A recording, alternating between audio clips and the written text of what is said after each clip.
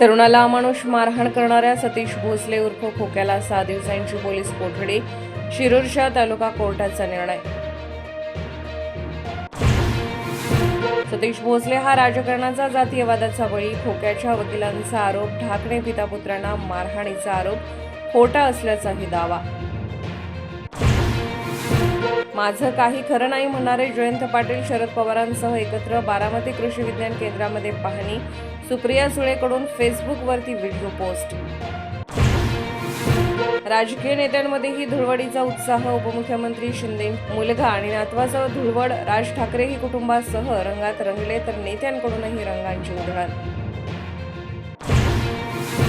मशिदीत झाकून होळी साजरी करण्याची देशावरती वेळ आली आहे. संजय राऊत यांची टीका.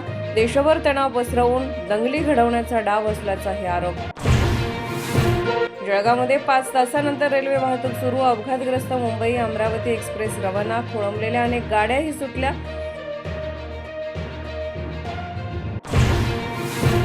गाय आणि म्हशीच्या दूध दरामध्ये उद्यापासून 2 रुपयांची वाढ. गायींचं दूध प्रति लिटर 58 रुपये तर म्हशीचं दूध प्रति लिटर 74 रुपयांवर.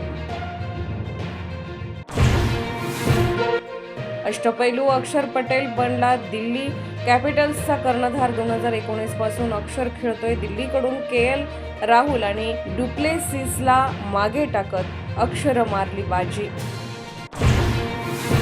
सोलापूर शहरात बर्ड फ्लूचा शिरकाव. मागील काही दिवसात अचानक मृत पावलेल्या कावळ्यांचा मृत्यू बर्ड फ्लूमुळेच झाल्याचं स्पष्ट.